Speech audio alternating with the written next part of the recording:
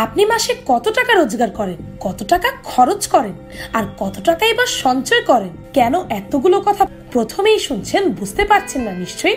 আমাদের পারিপার্শ্বিক পরিস্থিতি, জীবনযাত্রার মান, খাওয়া দাওয়া সবই নির্ভর করে আমাদের আয়ের উপর। একই সঙ্গে পৃথিবীর কোন দেশে আমরা আছি তার উপরেও। কিন্তু একজন ভিক্ষুকের দিন কিভাবে চলে ভেবেছেন কখনো? তাদের আয় কেমন হতে পারে? কোনো ধারণা আছে আপনার? নিশ্চয় নয়। আপনি কি জানেন আপনি আসলে যাদের ভিক্ষুক ভেবে ৫-১০ টাকা দিচ্ছেন সে যে কোটি টাকার মালিকও হতে পারে? শুধু তাই নয়, যাদের আপনি পঙ্গু ভেবে ভিক্ষা দিচ্ছেন তাদের হাত পা সবই ঠিক আছে। আর পিনিক পায়ের আজকের ভিডিওতে আমি আপনাদের দেখাবো এমন কিছু ভিক্ষুকদের যাদের ধন সম্পত্তির পরিমাণ দেখলে আপনার আমার মতো মানুষের লজ্জায় পড়ে যেতে হয়।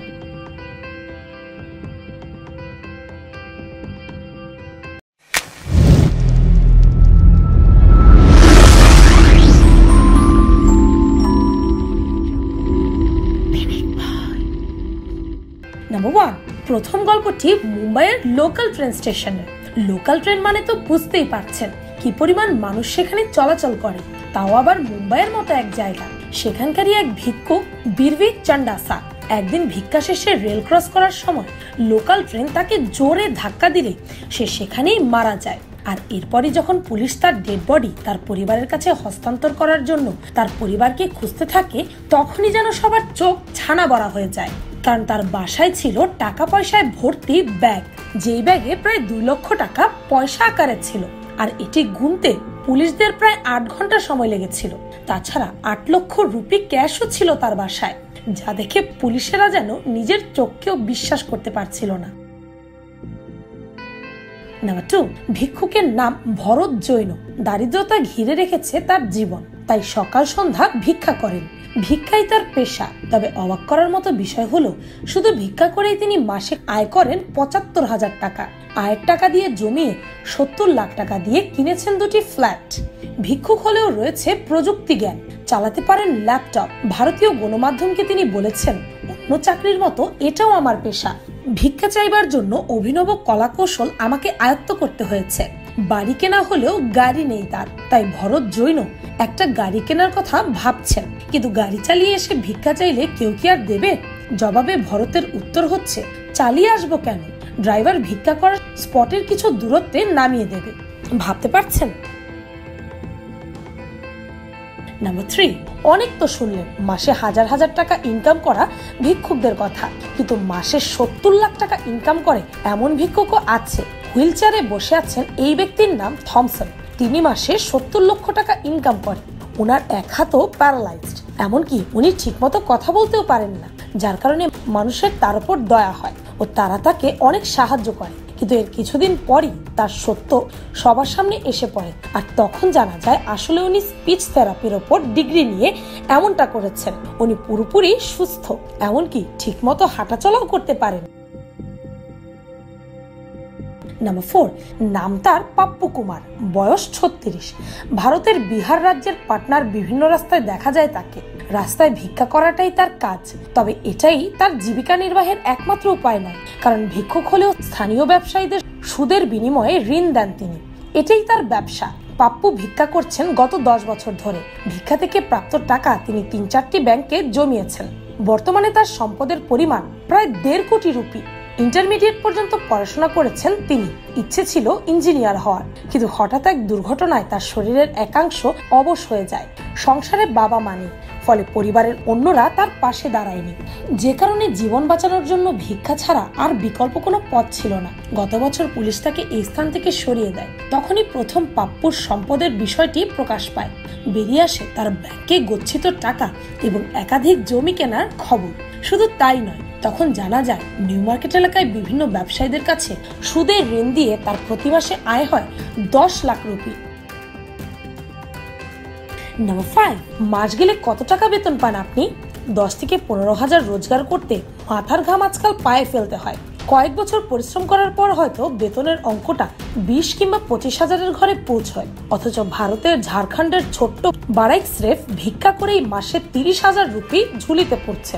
সেখানকার রেলওয়ে স্টেশনে নিয়মিত ভিক্ষা করে ছোটু বারাইক আজ কোটিপতি। অবশ্য ছোট কেবল ভিক্ষাই করে না, আরো নানামুখী কাজে জড়িত সে। একটা সংস্থার ডিস্ট্রিবিউটরও তিনি। রেলের যাত্রীদের মাঝে মধ্যে মেম্বারশিপও করান, কখনো কখনো ফেরি করে বেড়ান। এছাড়া নিজ এলাকায় ছোটর একটি দোকানও আছে, আর এসব থেকেও তার রোজগার ভালোই হয়। সব মিলিয়ে প্রায় $1,00,000 আসে প্রতি মাসে। বিয়ে করেছেন তিনটে, চালান 3খান ভিন্ন ভিন্ন পরিবার, এক স্ত্রীর দোকান দেখে, বাকি 2জন সন্তানদের দেখাশোনা করে। ছেলে মেয়ে আর স্ত্রীদের নিয়ে বেশ আরামেই কাটছে তার জীবন। মাসের আয় থেকে 3 বউকে সমানভাবে টাকা দেন ছোট। এমন বহু কাজে নিয়োজিত ভিক্ষুক দেখেছেন আগে? নাম্বার 6, আপনি জেনে অবাক হবেন, কিছু কিছু মানুষ তো এখন পর্যটক ভিসায় যেও অনেক ধনী ধনী দেশে ভিক্ষা করে, আর একদিনেই উপার্জন করে লক্ষ লক্ষ টাকা। ভিক্ষা করে মাত্র 1 মাসেই 1,00,000 দিরহাম আয় করলেন এক নারী। ভারতীয় মুদ্রায় যা প্রায় 19 লক্ষ টাকা। সঙ্গে ছিল এক শিশু ও নবজাতক। ঘটনাটি ঘটেছে সংযুক্ত আরব আমিরাতসে। তবে ওই ভিক্ষুক আরব আমিরাতসের ব্যবসায়ী নন। কোনো পর্যটন কোম্পানির মাধ্যমে ভ্রমণ ভিসায় দুবাইতে এসে ভিক্ষাবৃত্তিতে যুক্ত হন তিনি ভিক্ষা করে 1,00,000 দিরহাম আয় করেছেন। টুরিস্ট হয়ে দুবাই এসে ভিক্ষা করছে এমন ব্যক্তি ধরা পড়লে যে প্রতিষ্ঠানের মাধ্যমে এসেছে তার 2,000 দিরহাম জরিমানা হয়েছে, আর মহিলাটির হয়েছে জেল। নাম্বার 7, এই ভিক্ষুকটিকে দেখে যে কারোই খারাপ লাগবে। বেচারার পা না থাকায় খুব কষ্টে মাটিতে শুয়ে ভিক্ষা করছে, কিন্তু এই লোকটির তাকে দেখে সন্দেহ হয়, কারণ তার মতো দেখতে একজন আজ তার সাথে বাসে করে এসেছেন। তাই তো সে ভিখারির প্যান্ট টানতে শুরু করে, এটি দেখার জন্য আসলেই কি তার পা আছে নাকি নেই। আর যেমন সন্দেহ তেমনটাই প্রমাণ হলো। দেখা গেল তার পা একদম ঠিক আছে। এরপরে সে তার গাড়ি নিয়ে চম্পট দিল। লোকটির ভাগ্য ভালো, এটি আমাদের দেশ না। আমাদের দেশ হলে লোকটি আজ সেখানেই ধোলাই খেত। নাম্বার 8, আমরা যখন কোনো প্রতিবন্ধী ভিক্ষুক দেখি তখন স্বভাবতই আমাদের বেশ মায়া হয়। অন্য ভিক্ষুকদেরকেও তেমন সাহায্য না করলে প্রতিবন্ধী ভিক্ষুকদের ক্ষেত্রে সবাই এগিয়ে আসে, আর এই সুযোগকে কাজে লাগিয়ে অনেকে প্রতিবন্ধী সেজে ভিক্ষায় নামে। তারা তাদের হাত পা এমন ভাবে রাখে দেখে মনে হবে যেন তাদের হাত পা নেই। যেমন এই ভিক্ষুককে দেখুন কিভাবে সে রাস্তায় বসে বসে ভিক্ষা করছেন, যেন তিনি হাঁটতে পারেন না। কিন্তু কিছু দূর যাওয়ার পর তিনি দাঁড়িয়ে যান। যেই লোক তার এই ভিডিওটি করছিলেন সেও এটি দেখে অবাক হয়ে যায়। নাম্বার 9, এবার আপনাদের এক মহিলা ভিক্ষুককে দেখাবো যে অভিনয় একদমই পাকা নয়। ওনাকে দেখে কি মনে হচ্ছে উনি কোনো বাচ্চা কোলে নিয়ে বসে আছেন, তাই না? আসলে উনি কাপড়ের পুটুলি নিয়ে ভিক্ষা করছিলেন, আর এটি একজনের নজরে পড়লে এরপরই তিনি ধরা খান। আর তিনি অভিনয় যেহেতু করছিলেনই, তাহলে একটা পুতুলি তো নিয়ে নিতে পারতেন। আফসোস। নাম্বার 10, পন্ডিচেরির এক মন্দিরের সামনে ভিক্ষা করেন প্রভাথম নামের 70 বছরের বৃদ্ধা। অনেক বছর ধরেই ওই মন্দিরের সামনে ভিক্ষা করছেন এই বৃদ্ধা, কিন্তু হঠাৎ করে পন্ডিচেরির ওই মন্দির কর্তৃপক্ষ সিদ্ধান্ত নেয় মন্দিরের সামনে ভিক্ষুককে সরিয়ে নিয়ে যাওয়া হবে। কিন্তু এই ভিক্ষুক তো কিছুতেই মন্দির চত্বর ছাড়তেই চায় না। মন্দির কর্তৃপক্ষের কাছে ভিক্ষুক বারবার অনুরোধ করতে থাকেন যেন তাকে সেখানে বসতে দেওয়া হয়। তাকে সেখান থেকে সরিয়ে নিয়ে গেলে সে না খেতে পেয়ে মারা যাবে। অনুরোধ থেকে পরিস্থিতি বাকবিতণ্ডতায় চলে যায়। মন্দির কর্তৃপক্ষ তাকে জোর করে সরিয়ে দিতে চাইলেও 70 বছরের বৃদ্ধা রুখে দাঁড়ান। এরপরই মন্দিরের কর্তৃপক্ষ সিদ্ধান্ত নেয় তার ঝোলা তল্লাশি চালাবে। সেক্ষেত্রে বৃদ্ধা ভিক্ষুক বাধা দেয়, কিন্তু কর্তৃপক্ষ জোর করে ঝোলাটা নিজের হেফাজতে নিয়ে তল্লাশি চালাতে গিয়ে যা দেখলো তাদের চক্ষু চরক গাছ।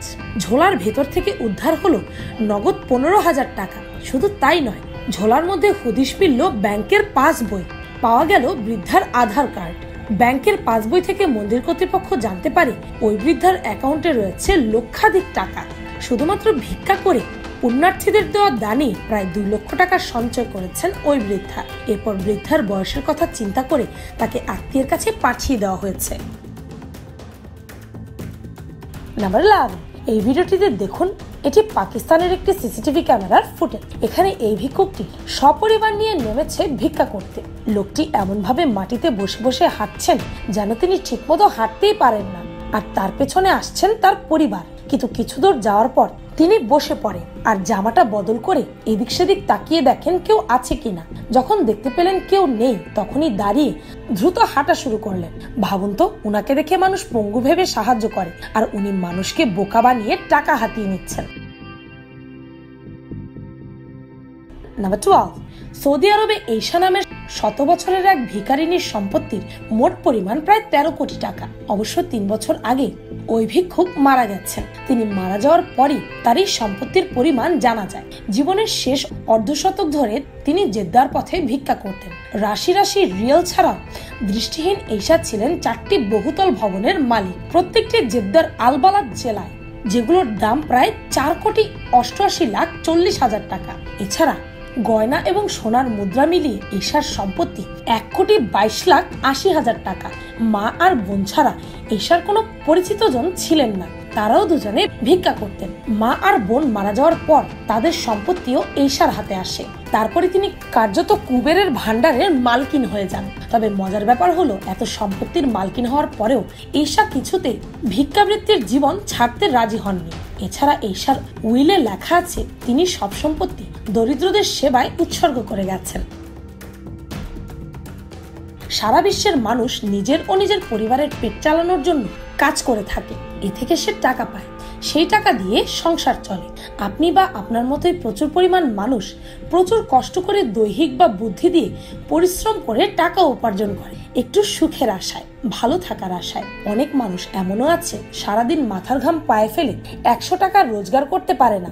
সেখানে সত্যিই ভাবতে অবাক লাগে, মানুষ রোদ জল বৃষ্টিতে কষ্ট করে টাকা উপার্জন করেও অনেকে এত টাকার মালিক হওয়ার স্বপ্ন দেখে না, কিন্তু ভিক্ষা করে এত টাকার মালিক হওয়া যায়, যা সত্যি অদ্ভুত। খুব কম মানুষই একদম দেয়ালে পিঠ ঠেকলেই ভিক্ষা করার কথা, আর বেশিরভাগই এই ভিক্ষা নিয়ে করে ব্যবসা।